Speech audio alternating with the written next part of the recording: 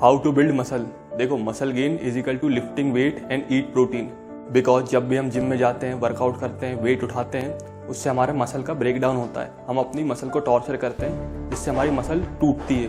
तो जो हमारी टूटी हुई मसल है उसको रीग्रो करने के लिए एंड रिकवर करने के लिए हम प्रोटीन एंड अमीनो एसिड लेते हैं, जिससे हमारी मसल बिल्ड होती है एंड मसल गेन होता है। बट जितना ही सुनने में ईजी लग रहा है उतना ही कॉम्प्लिकेटेड है। आओ समझाता हूँ।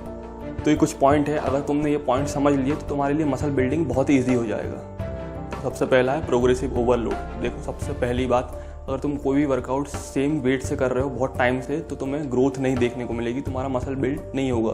तो तुम्हें प्रोग्रेसिव ओवरलोड करना पड़ेगा। प्रोग्रेसिव ओवरलोड जिसमें आपको अपनी वर्कआउट की इंटेंसिटी को बढ़ाना रहता है। और एन एग्जांपल, अगर आप 100 किलो की स्क्वाट से 8 रैप मार रहे हो बहुत टाइम से, तो आपको जब नेक्स्ट टाइम आप अपनी स्क्वाट मारोगे 100 किलो से, तो उसके या तो रैप्स बढ़ा दो या तो वेट बढ़ा दो। जैसे अगली बार मारे तो उसके 8 की जगह 10 करे, फिर 12 रैप करे, फिर 15 रैप करे, या फिर 100 की जगह 110 kg मारा, 115, 120, तो अपना वेट बढ़ाओ या फिर रैप्स बढ़ा दो।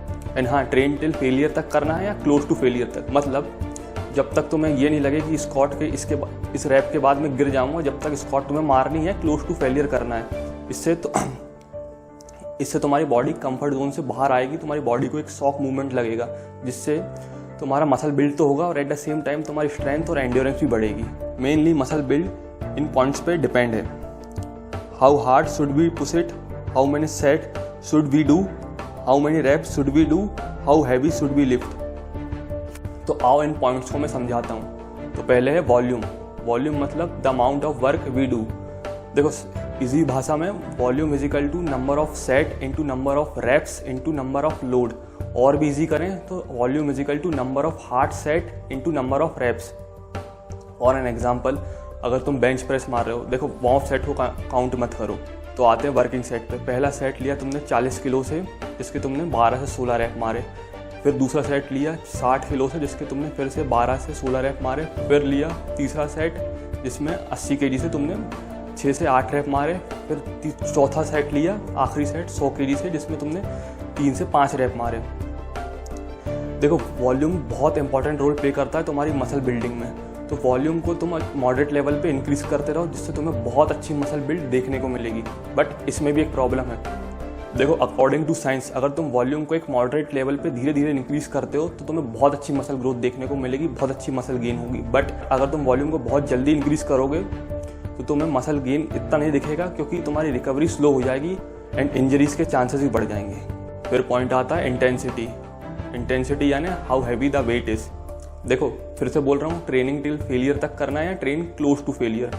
अब इसमें बहुत बड़ा क्वेश्चन आता है कि लो रेप ट्रेनिंग करें या हाई रेप ट्रेनिंग करें। मैं रिकमेंड करूँगा दोनों का ब्लेंड करो। आओ समझाता हूँ। फॉर एन एग्जाम्पल, तुम स्क्वाट मार रहे हो, तो देखो वार्म अप सेट काउंट मत करो। तुम्हारा पहला वर्किंग सेट तुमने 60 किलो से 12 से 16 रैप मारे। फिर दूसरा सेट 100 किलो से, फिर 12 से 16 रैप मारे। फिर जब तीसरा सेट 120 किलो से तुमने 6 से 8 रैप मारे। फिर लास्ट सेट 140 या 145 किलो से तुमने 3 से 5 रैप मारे। बट जैसे जैसे हमारी वर्कआउट की इंटेंसिटी और वॉल्यूम बढ़ रहा है, हम लो रैप ट्रेनिंग पे आए।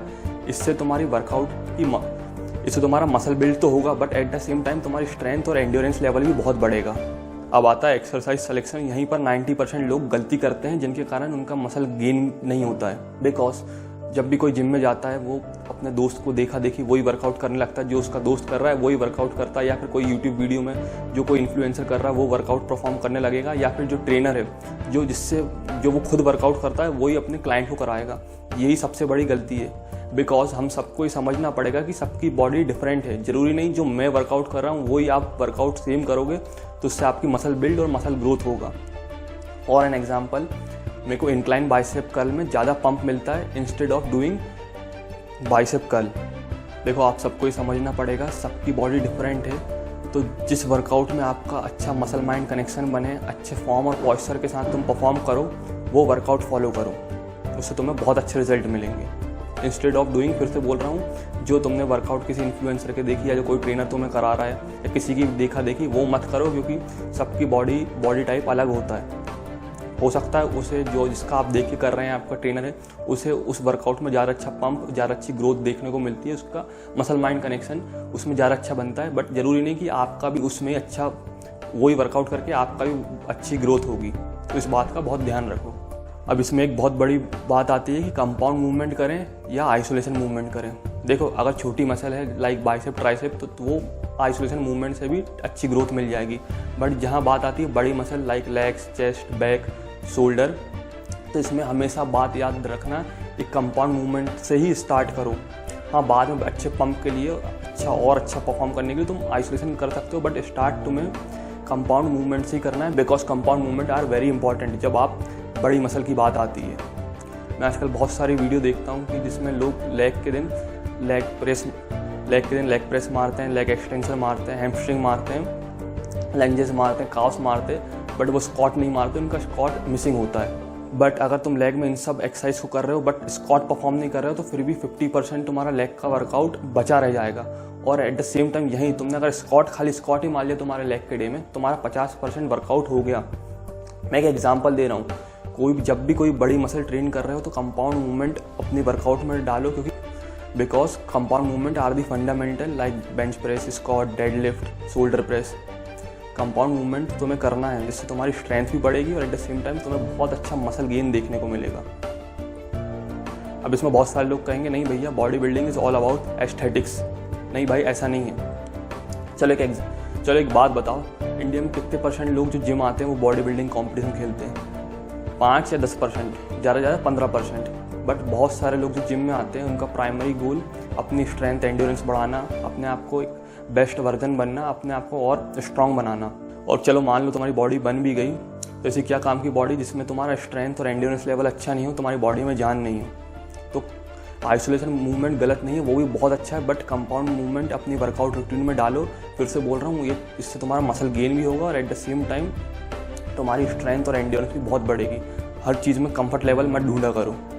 देखो एक बात बताना भूल गया, जिनको भी वर्कआउट करते हुए साल भर से ज़्यादा नहीं हुआ है, 6 महीने या 8 साल भर से कम है, वो सबसे पहले अपना प्राइमरी गोल अपना फॉर्म सुधारें, अपना मसल माइंड कनेक्शन को बनाएं, अपना मसल माइंड कनेक्शन सुधारें, अपना फॉर्म पॉस्चर सुधारें, अपनी लाइफस्टाइल अच्छी करें, अपनी डाइट में चेंजेस लाएं। उनका प्राइमरी गोल अपना ये रखो, ना कि मसल बिल्ड करना। तो इसमें सबसे बड़ी बात आती है कि कौन सी वर्कआउट स्प्लिट फॉलो करें। मैं रिकमेंड करूँगा हर बॉडी पार्ट हफ्ते में 2 बार ट्रेन करो, बिकॉज जो बड़े एथलीट होते हैं वो हफ्ते में 1 बार अगर मसल ट्रेन कर रहे हैं तो उनकी इंटेंसिटी एंड वॉल्यूम वर्कआउट का बहुत ज़्यादा होता है कि तो उनको रिकवरी में 1 हफ्ता लगता है। बट हमारी वर्कआउट की इंटेंसिटी और वॉल्यूम इतनी ज़्यादा नहीं होती है कि हमारी मसल को रिकवर करने में 1 हफ्ता लगे। तो हमें हर मसल को हफ्ते में 2 बार ट्रेन करना पड़ेगा। इसमें आप सबसे अच्छी एक्सरसाइज है पुश पुल लेग। मंडे को आपने चेस्ट, शोल्डर, ट्राइसेप लिया, ट्यूसडे को बैक, बाइसेप, वेडनेसडे को लेग और एब्स ले लिया। यही आप कर सकते हैं और कार्डियो इसमें ऐड कर दिया। अब लास्ट आता है कि हर सेट के बीच में कितना रेस्ट लें हम। बहुत सारे लोग कहेंगे 30 सेकंड या 1 मिनट से ज़्यादा नहीं लेना चाहिए। नहीं, ऐसा नहीं है, सब बिल्कुल गलत है। ये हर इंडिविजुअल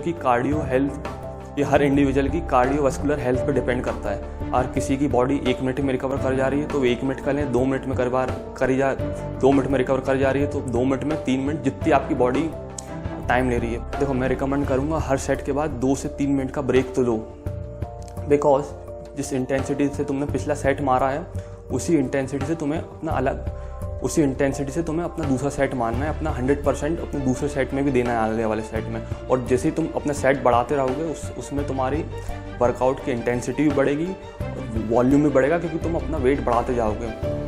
तो 2 से 3 मिनट का ब्रेक लो जिसमें तुम्हारी सांस, ऑक्सीजन अच्छे से रिकवर फिर से हो जाए और तुम अपना 100% दे पाओ वर्कआउट में। अब बात आती है डाइट की। देखो डाइट में तुम्हें प्रोटीन एकदम बिगनर लेवल पे अपना जितना तुम्हारा वेट है उससे डबल लेना है। बहुत सिंपल लैंग्वेज में, अगर जैसे एग्जांपल तुम्हारा वेट 70 है तो तुम्हें 140 ग्राम प्रोटीन लेना है। ये नहीं करना कि एकदम से 150 ग्राम ले रहा है, 200 ग्राम ले रहा है। इतने भी तुम कोई बॉडी बिल्डिंग कॉम्पिटिशन खेल तो नहीं रहे हो या कोई बड़े एथलीट तो नहीं हो, तो तुम अपनी बॉडी का डबल लो, वो तुम्हारे लिए सफिशिएंट है। और प्रॉपर अमाउंट में कार्ब और फैट भी लेना है, क्योंकि जितना जरूरी प्रोटीन है उतना इंपॉर्टेंट कार्ब और फैट भी है। बिकॉज वर्कआउट परफॉर्म करने के लिए एनर्जी तो कार्ब से ही आएगी ना, और फैट से। और लास्ट बात आती है तुम्हारी स्लीप साइकिल। देखो जितना इंपॉर्टेंट तुम्हारा वर्कआउट एंड डाइट है उतनी ही इंपॉर्टेंट तुम्हारी स्लीप साइकिल है।